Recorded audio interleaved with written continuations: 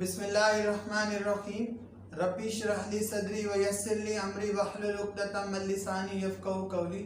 शुरू करता हूँ रब्बे जलील के बाबरकत नाम से जो बड़ा मेहरबान निहायत रहम करने वाला है। बेटा आज अपने जिस यूनिट की डिस्कशन करनी है वो यूनिट नंबर यूएचएस का यूनिट नंबर 4 है, सेल साइकिल का। साथ में एक टॉपिक जो है वो ट्रांसलेशन का भी इंक्लूड था। तो बेटा इस यूनिट के अंदर जो एमसीक्यूज है वो ज़्यादातर बुक की लाइंस है, क्योंकि पहली फेज चल रही है। इस वजह से कोशिश ये है कि आपको बेसिक लेवल पे रखा जाए। आहिस्ता आहिस्ता जैसे आपके टेस्ट सेशन बढ़ेंगे वैसे वैसे जो है वो थोड़ा सा डिफिकल्टी लेवल भी बढ़ता रहेगा। जब एफएलपीज आएंगे, जब स्विफ्ट टेस्ट आएगा, जब अकामुलेटिव टेस्ट आएंगे। ठीक है बेटा, तो हम डिस्कशन स्टार्ट करते हैं। जो एमसीक्यू नंबर 1 है यूनिट नंबर 4, जो इंक्लूड था इसमें चैप्टर 20 के कुछ टॉपिक्स और 21 कंप्लीट। सबसे पहला जो एमसीक्यू है वो है in case of the human cell average time taken by the S phase. Human cell के अंदर जो एवरेज टाइम है एस फेज का वो कितना है। तो बेटा उसके लिए आपने पढ़ा हुआ है कि जो इंटरफेज है उसके अंदर जो फेजेस इंक्लूड है वो है G1 फेज, वो है एस फेज, साथ में है G2 फेज और फिर है डिविजनल फेज जिसे हम एम फेज का नाम देते हैं। तो जो G1 फेज है उसका जो ड्यूरेशन है वो है 9 आवर्स, एस फेज का ड्यूरेशन है 10 आवर्स, एम फेज जिसे हम माइटोटिक फेज या डिविजनल फेज भी कहते हैं उसे हम कहते हैं कि ये 30 मिनट्स है, और G2 फेज उसे हम कहते हैं कि ये 4.5 आवर्स है। तो ये हमारे पास जो है टोटल जो टाइम है वो है 24 आवर। उन्होंने सिर्फ एस फेज का पूछा था, इस वजह से आंसर बेटा क्या ठीक हुआ, चार्ली आंसर है। एमसीक्यू नंबर 2, आपने ह्यूमन के केस में पढ़ा कि जो ओवरऑल एक सेल साइकिल का जो टाइम ड्यूरेशन है वो 24 आवर है, लेकिन यहाँ पर बात हो रही है time taken by the full cell cycle in the yeast cell is about. जब आप यीस्ट की बात करते हैं तो तब आंसर जो है वो डेल्टा है 90 मिनट्स। अगर ह्यूमन सेल की बात होगी तो तब 24 आवर है। ठीक है बेटा, तो एमसीक्यू नंबर 2 का आंसर क्या ठीक हुआ, delta. MCQ number 3, one of the consequence of autosomal non disjunction in the man during which 21st chromosomes fail to segregate. पहले तो आपको पता हो कि ये ऑटोसोमल नॉन डिसजंक्शन उन्होंने पहले ही बता दिया। ऑटोसोम्स हमारे पास टोटल कितने हैं, 22 पेयर्स हैं। उन्होंने बात की 21st की, तो इसके लिए आपने बेटा फॉर्मूला पढ़ा हुआ है डी से डाउन सिंड्रोम, ई से एडवर्ड सिंड्रोम और पी से पटॉ सिंड्रोम। ये आपने सीक्वेंस पढ़ा हुआ है। साथ ही आपने कहा कि अगर डाउन सिंड्रोम है तो 21st क्रोमोसोम्स की ट्राइसोमी है, अगर एडवर्ड है तो 18th क्रोमोसोम की ट्राइसोमी है, अगर पटॉ सिंड्रोम है तो 30th क्रोमोसोम की ट्राइसोमी है। तो ये आपने सीक्वेंस इसी तरीके से याद रखना है। तो उन्होंने पूछा 21st की, इसका मतलब आंसर जो है वो डाउन सिंड्रोम है। लेकिन डाउन सिंड्रोम सबसे पहले मंगोलियंस के अंदर देखा गया, आप इसको मंगोलिज्म भी कहते हैं। तो आंसर बेटा यहाँ पर क्या ठीक हुआ, delta, both A and B. ठीक है, जो टर्नर सिंड्रोम है उसके अंदर आपने पढ़ा हुआ कि एक सेक्स क्रोमोसोम मिसिंग होता है, और ये किसके अंदर है, फीमेल के अंदर है पर्टिकुलरली। तो आंसर बेटा यहाँ पर क्या ठीक हुआ, डेल्टा। थर्ड एमसीक्यू का आंसर है बेटा delta. The individual with the Klinefelter syndromes है, तो इसके लिए आपने बेटा कॉम्बिनेशन पढ़ा हुआ है कि एडिशनल सेक्स क्रोमोसोम होता है, लेकिन इसमें 24 autosomes plus double XY, 24 autosomes plus triple XY या फिर 24 ऑटोसोम्स प्लस टेट्रा XY। ठीक है, इसमें टोटल 47 क्रोमोसोम, इसमें 48, इसमें 49। तो इनमें से कोई भी कॉम्बिनेशन हो सकता है। उन्होंने लिखा हुआ 1 एक्स्ट्रा ऑटोसोम, गलत है। ऑटोसोम्स देखें सब में सेम है। 1 मिसिंग X क्रोमोसोम, ऐसी बात भी नहीं है। देखें X क्रोमोसोम बढ़ते जा रहे हैं। एडिशनल सेक्स क्रोमोसोम, ये बात ठीक है। ठीक है बेटा, 1 missing Y chromosome, Y chromosome भी सब में है। ठीक है, तो आंसर बेटा यहाँ पर क्या ठीक हुआ, Charlie, an additional sex chromosome. Next बेटा MCQ number 5, the individual with 1 missing X chromosome with only 45 chromosomes, 44 autosomes plus X are suffered from. तो इसके लिए आपने पढ़ा हुआ है कि ये बेसिकली क्या है, टर्नर सिंड्रोम है। टर्नर सिंड्रोम में आपने क्या कहा कि एक सेक्स क्रोमोसोम मिसिंग होता है, और ये टर्नर सिंड्रोम किसके अंदर प्रेजेंट होता है? फीमेल के अंदर प्रेजेंट होता है, जिसके अंदर आपने कहा कि 44 ऑटोसोम्स होते हैं प्लस एक्स नॉट, यानी एक एक्स क्रोमोसोम मिसिंग होता है। तो आंसर बेटा यहाँ पर क्या हुआ? ठीक, टर्नर सिंड्रोम।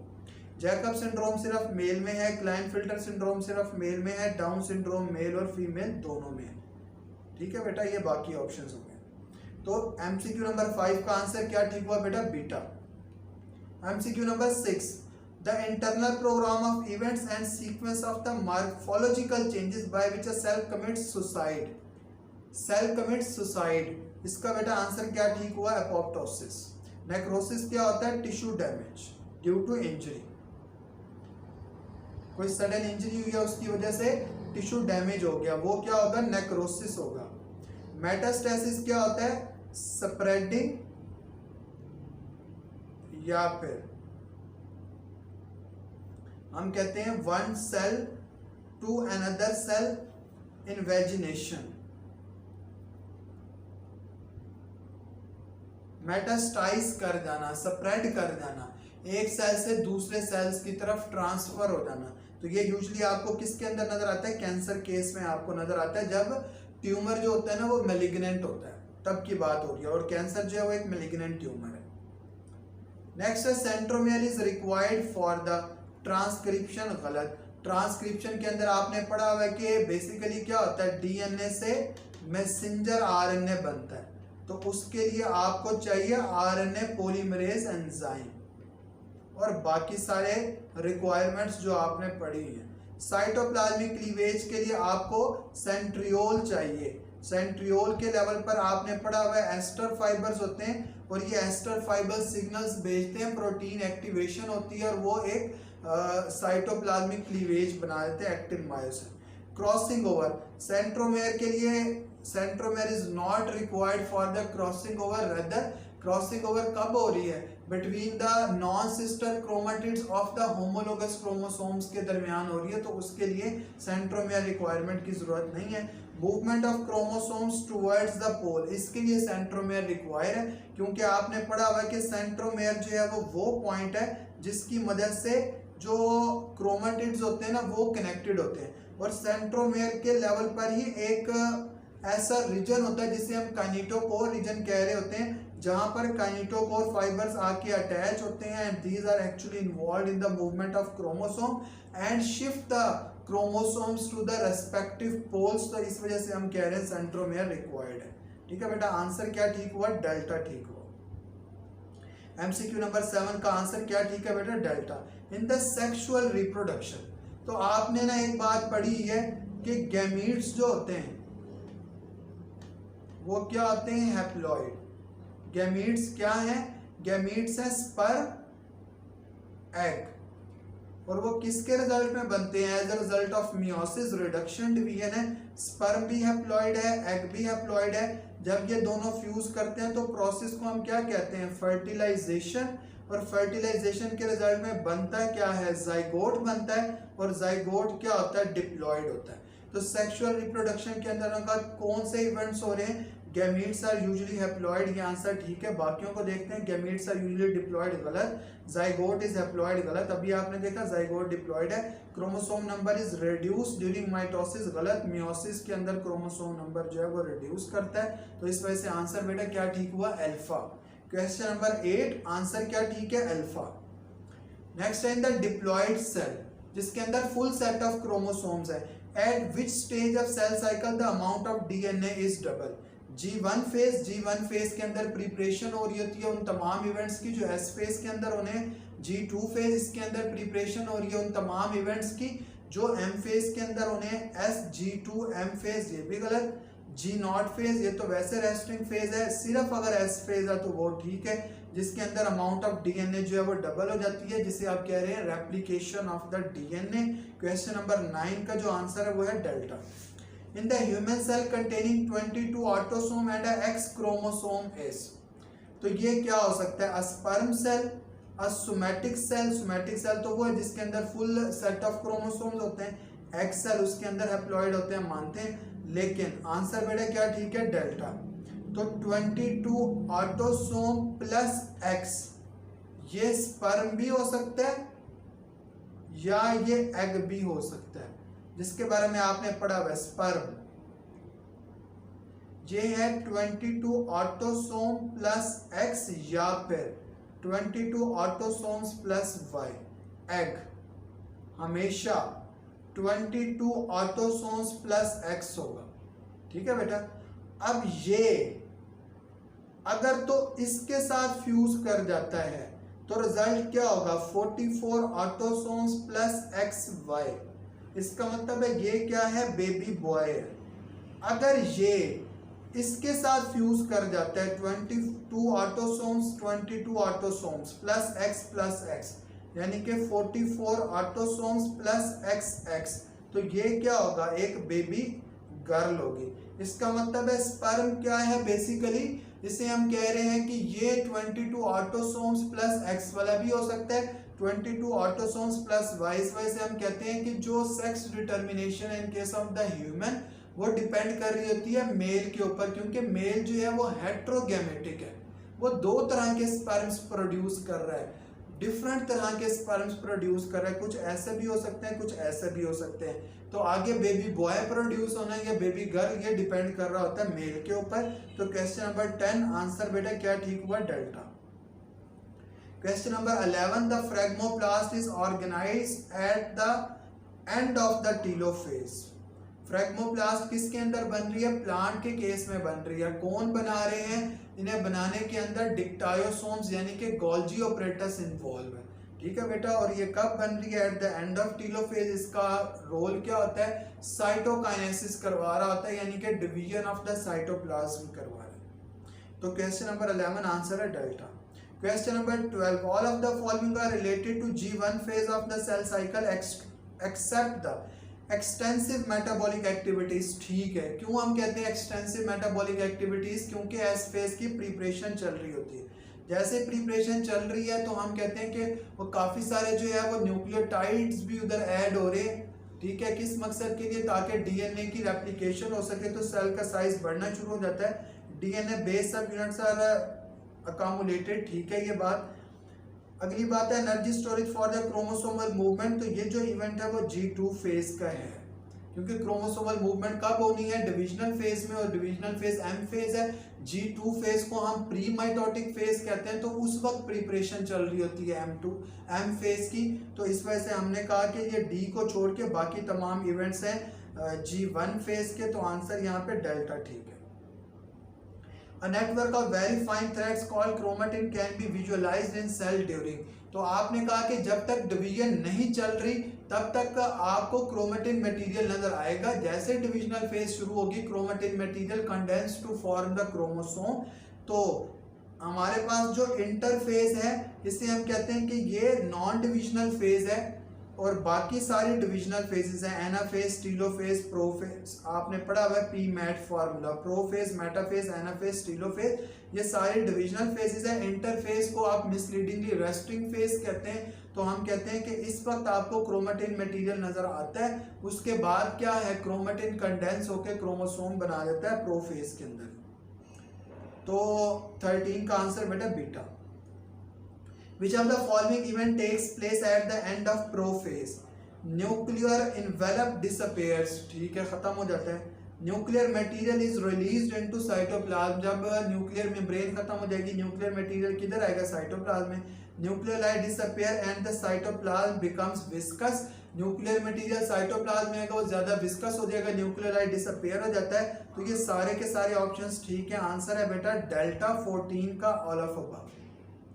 नेक्स्ट है हमारे पास 15 सेंट्रियोल लाइज इन द। तो आपने पढ़ा हुआ कि सेंट्रियोल जो है वो कहां पर मौजूद होता है। A pair of centriole is present just exterior to the nuclear membrane, यहां पर मौजूद है। और जिधर मौजूद होता है उसे हम नाम देते हैं सेंट्रोसोम का। Centrosome is a region where the centrioles are actually present. तो इस वजह से आंसर बेटा क्या ठीक हुआ, 15 का चार्ली ठीक है। Centriole are present exterior to the nuclear membrane, a pair of centriole is present. उसकी फिर डुप्लीकेशन होती है, centriole shift to the a pair of centriole shift to the respective poles and they are present at right angle to each other and generates the bipolarity, दो pole बना देते हैं, एक ऊपर एक नीचे। तो 15 का आंसर है बेटा Charlie. 16 which of the following is due to the mitosis, regeneration हो रही है, सेल डिवाइड हो रहे हैं, पुराने सेल्स वहां पे खत्म हो गए थे, इंजरी हुई थी, नए सेल्स बन रहे हैं, तो इसका मतलब ये है कि यहाँ पर माइटोसिस हो रही है। Development and the growth of multicellular organisms, इसमें भी माइटोसिस इन्वॉल्व है। टिश्यू कल्चर क्लोनिंग, इसके अंदर भी माइटोसिस है। आंसर है बेटा ऑल ऑफ अबव डेल्टा, इन तमाम के अंदर माइटोसिस है। क्योंकि मैंने आपको कहा था जहां पर हैप्लॉइड से हैप्लॉइड सेल बन रहे हो, जहां पर डिप्लॉइड से डिप्लॉइड सेल बन रहे हो, तो वहां पर क्या होगा, माइटोसिस। जहां पर डिप्लॉइड से हैप्लॉइड बन रहे हो वहां पर सिर्फ मियोसिस हो रही है। तो आंसर बेटा है delta. 17 separation of the sister chromatids takes place in the G1 phase, S phase, G2 phase. Answer है बेटा M फेज, जो कि डिविजनल फेज है। और इसी डिविजनल फेज के अंदर क्या होती है, सिस्टर क्रोमेटिड्स जो है वो सेपरेट हो रहे होते हैं। और सिस्टर क्रोमेटिड्स कब सेपरेट होते हैं, सिस्टर क्रोमेटिड्स सेपरेट होते हैं एनाफेज के दौरान, जब काइनेटोकोर फाइबर्स कॉन्ट्रैक्ट करते हैं, पोलर फाइबर्स इलोंगेट करते हैं, सिस्टर क्रोमेटिड्स जो है वो बेसिकली सेपरेट होकर रेस्पेक्टिव पोल्स की तरफ शिफ्ट हो रहे होते हैं। और एम फेज के अंदर आपने पढ़ा हुआ है कि क्या है, पी मैट इंक्लूड है, prophase, metaphase, anaphase, telophase. Anaphase का ये इवेंट है जिसकी बात हो रही है। तो 17 का बेटा आंसर क्या है, beta. 18 mitosis meiosis, variations, variations बेटा मियोसिस में आती है, इसे माइटोसिस में लिखा हुआ है। Replacement of the older cells, ये माइटोसिस का इवेंट है जिसे मियोसिस के अंदर लिखा हुआ है, इसका मतलब है ए ऑप्शन गलत है। रिकम्बिनेशंस भी बेटा मियोसिस में प्रोड्यूस होते हैं। हीलिंग ऑफ बाउंड्स माइटोसिस में होते हैं, ये भी अपोजिट लिखा हुआ है। Tissue culture and cloning mitosis है। Separation of the homologous chromosomes meiosis में, इसका मतलब है आंसर बेटा क्या ठीक है, आंसर चार्ली ठीक है। अगला इवेंट भी गलत लिखा हुआ है, crossing over G2 phase in the interphase. G2 phase जो है मियोसिस के अंदर एब्सेंट होती है, ठीक है, क्योंकि प्रोफेज जो है वो लेंथी फेज है। G2 वाले तमाम इवेंट्स प्रोफेज में हो रहे होते हैं, तो डेल्टा भी गलत है। आंसर बेटा 18 का ठीक है, चार्ली। नेक्स्ट है बेटा 19 attachment of two sister chromatids in the chromosomes during the prophase of the mitosis through the, sister chromatids जो है वो आपस में जुड़े हुए हैं थ्रू द सेंट्रोमेयर। देखें ये क्रोमोसोम है, ये उसके क्रोमेटिड, ये भी क्रोमेटिड, और ये जो क्रोमेटिड हैं वो आपस में क्या हैं, सिस्टर क्रोमेटिड्स, बहनें हैं। और ये जुड़े कैसे हुए हैं, सेंट्रोमेयर की मदद से। तो आंसर बेटा क्या ठीक है, 19 का बीटा ठीक है। During mitosis anaphase differs from the metaphase in having the, anaphase वो फेज है जब बेसिकली क्या होता है, सिस्टर क्रोमेटिड्स जो है वो रेस्पेक्टिव पोल्स की तरफ शिफ्ट हो जाते हैं। तो हर क्रोमोसोम के पास half the number of chromatids रह जाते हैं, यानी कि पहले क्रोमोसोम इस फॉर्म के अंदर मौजूद होते हैं, फिर जब यहाँ पर काइनेटोकोर फाइबर्स की पुलिंग होती है तो एक क्रोमेटिड इस पोल की तरफ, एक क्रोमेटिड इस पोल की तरफ, तो इस फॉर्म के अंदर आ जाते हैं एक्चुअली, ठीक है बेटा। तो ऑप्शंस पढ़ लेते हैं। अल्फा ऑप्शन है half the number of chromatids in each chromosome, यही बात ठीक है। बाकी ऑप्शंस को देखते हैं। Half the number of chromosomes but double the number of chromatids, गलत, ठीक है। क्रोमोसोम का नंबर माइटोसिस है, सेम रहेगा। Half the number of chromosome but half the number of chromatids, नहीं, क्रोमोसोम्स का नंबर जो है वो सेम रहता है। Half the number of chromosomes, गलत, माइटोसिस है, क्रोमोसोम्स का नंबर सेम रहेगा। आंसर है बेटा अल्फा। 20 का आंसर बेटा अल्फा ठीक है। 21 chromosomes during the metaphase they actually Orient at the metaphase plate, जिसे हम इक्वेटोरियल रीजन भी कहते हैं। तो इसका आंसर बेटा अल्फा ठीक है। बाकियों को देखते हैं। और not yet ready to divide, metaphase के दौरान रेडी टू डिवाइड है। Assemble at one end of the poles, ये कब होता है, ये बेटा होता है हमारे पास एनाफेज के दौरान। Orientation themselves at any place of the mitotic spindle, गलत है, हम कहते हैं इक्वेटोरियल रीजन या फिर मेटाफेज प्लेट पे जाके ओरिएंट हो जाते हैं। 21 का आंसर बेटा क्या ठीक है, alpha. 22 movement of the chromatids are chromosomes during the anaphase depend on the association of spindle fibres with the kinetochore. यही आंसर ठीक है। बाकियों को देखते हैं हम। Independent of the spindle fibre गलत, ड्यू टू साइटोप्लाज्मिक स्ट्रीमिंग गलत, ATP form in the no doubt require होती है क्रोमोसोमल मूवमेंट के लिए, लेकिन डिपेंड किस बात पे कर रही है, डिपेंड कर रही है स्पिंडल फाइबर्स के ऊपर जो काइनेटोकोर रीजन के ऊपर आकर अटैच कर रहे हैं। तो आपने पढ़ा कुछ काइनेटोकोर फाइबर्स हैं, कुछ पोलर फाइबर्स हैं। पोलर फाइबर्स वो फाइबर्स हैं जो एक पोल से स्टार्ट हो रहे हैं और दूसरे पोल्स की तरफ जा रहे हैं, और काइनेटोकोर फाइबर्स वो फाइबर्स हैं जो जाके kinetochore region of the chromosomes पे अटैच कर रहे हैं, और क्रोमेटिड्स की मूवमेंट क्रोमोसोम के अंदर इसी बात पर डिपेंड कर रही है। 22 का answer alpha. 23 recombinations are produced during the pachytene. आपने ये बातें डिटेल से पढ़ी कि कब जो है वो होमोलोगस क्रोमोसोम्स आपस में एक दूसरे से दूर जा रहे हैं, कब बेसिकली कंडेंसेशन शुरू हो रही है, कब कंडेंसेशन जो है कंप्लीट हो गई है, कब सेपरेशन शुरू हुई है, कब सेपरेशन कंप्लीट हो गई है, कब साइनेप्सिस हो रहा है, कब साइनेप्टोनिमल कॉम्प्लेक्स बन रहा है, कब क्रॉसिंग ओवर हो रही है, कब वेरिएशंस प्रोड्यूस हो रही है। तो ये तमाम बातें आप लेक्चर के अंदर डिटेल से पढ़ चुके हैं। 23 का आंसर है बेटा beta. 24 which of the following event not takes place in the G2 phase, energy for the chromosomal movement. अभी आपने पीछे एक एमसीक्यू पढ़ा था, तो ये G2 का इवेंट है। Synthesis of the mitosis specific proteins, ये भी G2 का है क्योंकि प्री माइटोटिक फेज है। अकामुलेशन ऑफ द डीएनए सब यूनिट्स, ये G1 फेज का इवेंट है। Synthesis of the RNA microtubule सब यूनिट्स, तो ये भी हम कहते हैं कि क्या है, G2 का है। माइक्रोट्यूब्यूल सब यूनिट्स वहीं पे बन रहे हैं। तो accumulation of the DNA base सब यूनिट्स जो है वो G1 का इवेंट है। उन्होंने कहा कौन से G2 के, और एक जो है वो G1 का, तो आंसर है चार्ली।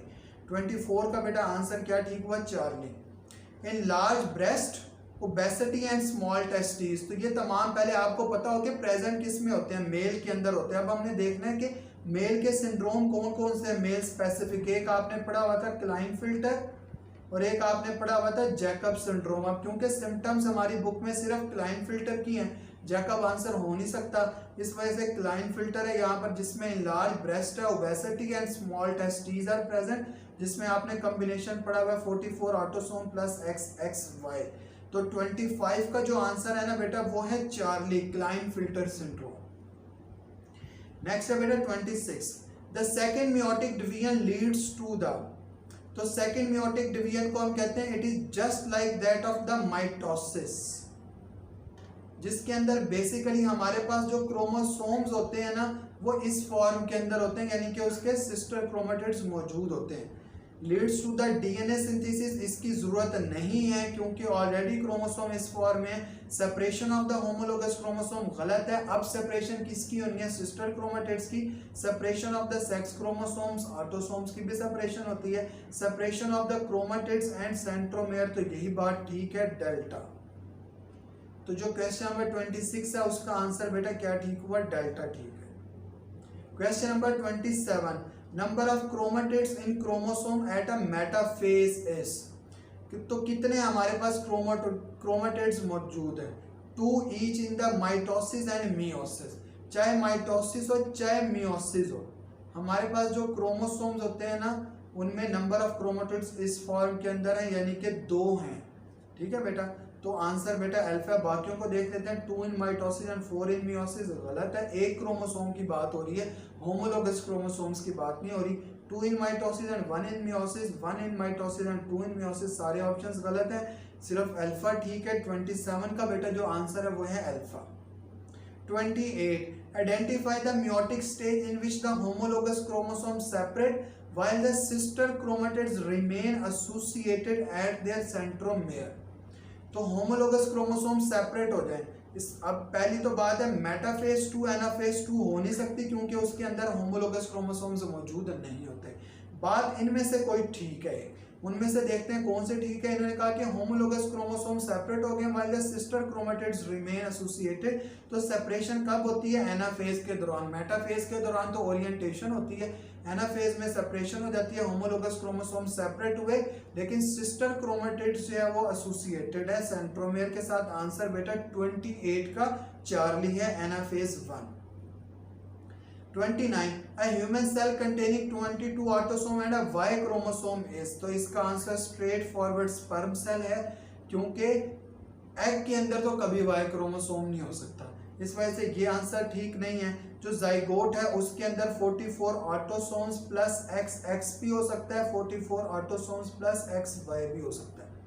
ठीक है, सोमैटिक सेल ऑफ मेल, तो उसके अंदर हमारे पास जो है वो 44 ऑटोसोम्स प्लस XY होंगे। ठीक है बेटा, तो इसका मतलब ये हुआ सोमैटिक सेल के अंदर 46 क्रोमोसोम्स है, तो हम कहते हैं कि जो 22 ऑटोसोम्स और एक Y क्रोमोसोम है वो किस में प्रेजेंट है, स्पर्म सेल के अंदर। आंसर है delta. Homologous chromosomes segregate towards the opposite poles of a dividing cells during the. Homologous chromosomes ने कब सेग्रीगेट करना है? माइटोसिस में होमोलोगस क्रोमोसोम्स नहीं होते, मियोसिस में भी नहीं होते, फर्टिलाइजेशन के अंदर भी हम बात नहीं करते। मियोसिस 1 की जब हम बात करते हैं तो तब हम कहते हैं सेग्रीगेशन होती है होमोलोगस क्रोमोसोम्स की। आंसर 30 का बेटा क्या ठीक है, चार्ली ठीक है। The most direct product of meiosis in a plant cell is actually the spore। आपने पढ़ा हुआ है कि spores and gamete are actually the product of spores in case of the plants and gametes in case of the animals। These are actually the products of meiosis। तो उसी line से MCQ आया। ठीक है, तो आंसर बेटा यहाँ पर क्या ठीक है, अल्फा। 31 का बेटा आंसर है alpha. 32 in prokaryotes there are no meiotic division. और प्रोकैरियोट्स के अंदर वाकई कोई मियोटिक डिवीजन नहीं होती, यही आंसर ठीक है। बाकी देखते हैं। Mitosis proceeds as in the eukaryotes, बात गलत है क्योंकि इनके अंदर जो है वो बाइनरी फिशन हो रही है। Genetic information is not carried in a chromosome, carry करती है। Chromosomes are identical to those of the eukaryotes, ये बात गलत है, आइडेंटिकल नहीं होते। तो आंसर बेटा क्या ठीक है, 32 का alpha. There are no meiotic division, क्योंकि प्रोकैरियोट्स हमेशा क्या होते हैं, हैप्लॉइड होते हैं। तो जब वो हैप्लॉइड हैं, एक ही क्रोमोसोम मौजूद है, तो हम कहते हैं डीएनए की अगर हम बात करें तो single circular double stranded DNA मौजूद होता है। तो मियोसिस जो है वो कभी भी हैप्लॉइड के अंदर नहीं हो सकती। आंसर है alpha. Why do homologous chromosomes pair, when do homologous chromosome pair up? Homologous chromosomes जो है वो मियोसिस 1 के अंदर पेयर अप करते हैं। ठीक है बेटा, तो माइटोसिस गलत, मियोसिस 2 गलत, in both mitosis and meiosis गलत। तो आंसर है बेटा ओनली इन द मियोसिस 1। 33 का बेटा आंसर है only in the meiosis 1। Next, link genes can be separated. Link genes वो जीन्स हैं जो एक क्रोमोसोम्स के ऊपर एक दूसरे के बिल्कुल करीब पड़े हुए हैं, तो उनको सेपरेट कैसे किया जा सकता है? Through the crossing over. जब नॉन सिस्टर क्रोमेटिड्स बेसिकली क्या होंगे, आपस में अपने सेगमेंट्स को एक्सचेंज करेंगे, तो तभी ये सेपरेट हो सकते हैं। तो हमने कहा कि they actually separated through the crossing over. Answer है बेटा Charlie. 35 during the translation how many nucleotides are exposed on the P site of ribosomes? तो उसका आंसर है बेटा 3, क्योंकि आपने पढ़ा हुआ है कि 3 न्यूक्लियोटाइड जो होते हैं वो एक अमाइनो एसिड को इनकोड करते हैं। इस वजह से हम कहते हैं कि मैंने पहले बताया था 3 न्यूक्लियोटाइड का सीक्वेंस अगर डीएनए पे है तो हम उसे जेनेटिक कोड का नाम देते हैं। अगर मैसेंजर आरएनए पे है तो हम उसे कोडॉन का नाम देते हैं, या फिर वहां पर स्टॉप कोडॉन भी हो सकता है, वो भी मैसेंजर आरएनए पे होता है। अगर 3 न्यूक्लियोटाइड का सीक्वेंस जो है वो ट्रांसफर आरएनए पे है तो हम इसको एंटी कोडॉन का नाम देते हैं। तो एट अ टाइम 3 न्यूक्लियोटाइड का सीक्वेंस एक्सपोज होता है, यही फर्क है ट्रांसलेशन, ट्रांसक्रिप्शन, रेप्लिकेशन। रेप्लिकेशन में एक nucleotide at a time expose होता है, ट्रांसक्रिप्शन में भी एक nucleotide at a time expose होता है, लेकिन ट्रांसलेशन के अंदर 3 nucleotide at a time expose होते हैं। तो आंसर बेटा यहाँ पर क्या ठीक है, Charlie. After adding the amino acid transfer RNA moves towards the, यानी कि एडिंग द अमाइनो एसिड की बात हो रही है, transferring of the amino acid. तो हमने कहा सक्सेसिव अमाइनो एसिड जो है वो कहाँ पे लैंड करते हैं, ए साइड के ऊपर लैंड करते हैं। ठीक है बेटा, उसके बाद जब वो अपने अमाइनो एसिड्स को ट्रांसफर कर देते हैं, ठीक है, तो तब वो किधर शिफ्ट हो जाते हैं, वो शिफ्ट हो जाते हैं ई साइड के ऊपर। ठीक है। तो क्योंकि ट्रांसफर कौन करता है, ट्रांसफर जो है वो पी साइड के ऊपर जो ट्रांसफर आरएनए मौजूद होता है वो ई साइड के ऊपर जाने से पहले अपने अमाइनो एसिड्स को ट्रांसफर करके जाता है उस ट्रांसफर आरएनए की तरफ जो ए साइड से पी पर शिफ्ट हो रहा होता है। तो हम कहते हैं कि बेसिकली वो किधर शिफ्ट हो जाएगा, ई साइड के ऊपर, एग्जिट साइड के ऊपर। तो आंसर है चार्ली। 36 का बेटा आंसर है चार्ली। 37 ऐसा एमसीक्यू आ जाता है। देखिए स्टेटमेंट बहुत लेंथी है, टाइम बहुत कम होता है, तो हम कोशिश करते हैं कि ऐसे एमसीक्यूज को स्किप करके ना लास्ट में छोड़ दें, ताकि ऐसे एमसीक्यूज की वजह से अगर कोई आसान एमसीक्यूज आगे हैं तो उनका टाइम ना खत्म हो जाए। तो अगर लास्ट में टाइम बचता है तो तब हम इन्हें अटेम्प्ट करते हैं। क्वेश्चन था the sequence of steps involve in the process of translation is, बहुत आसान था। ठीक है, पहला है amino acid activation and attachment to the transfer RNA polypeptide initiation. दूसरा है binding of the messenger RNA to ribosome chain elongation termination. तो सबसे पहला जो स्टेप होता है ना वो हमेशा होता है मैसेंजर आरएनए का राइबोसोम्स के साथ अटैच होना। उसके बाद जब ट्रांसफर आरएनए आके सीक्वेंस को रीड करता है तो वो फिर अमाइनो एसिड को बाइंड करता है, तो उसे हम चार्जिंग ऑफ ट्रांसफर आरएनए कह रहे होते हैं। फिर आपने पढ़ा इनिशिएशन कॉम्प्लेक्स है, फिर इलोंगेशन है, फिर टर्मिनेशन है जो सीक्वेंस है। बीटा ऑप्शन में चेन टर्मिनेशन सबसे पहले आ गया, गलत। अल्फा ऑप्शन भी गलत है। चार्ली में amino acid activation attachment polypeptide chain initiation termination, यहाँ पर वो स्टेप दिया हुआ है जो सबसे पहले होना है, तो ये भी गलत। यहाँ पर देखें binding of the messenger RNA to ribosomes, amino acid activation, initiation, elongation, termination, तो डेल्टा ऑप्शन ठीक है। In case of the MCQ number 37 delta option ठीक है।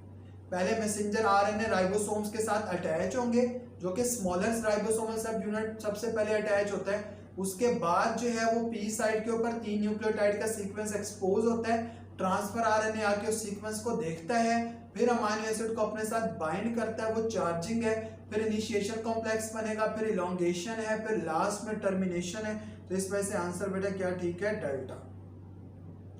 38 transfer RNA is involved in all of the following, binding with the amino acid ठीक है, transfer of amino acid ठीक है, recognition of the amino acid ठीक है, कि कौन से करस्पॉन्डिंग अमाइनो एसिड को लेके आना सीक्वेंस के अकॉर्डिंग।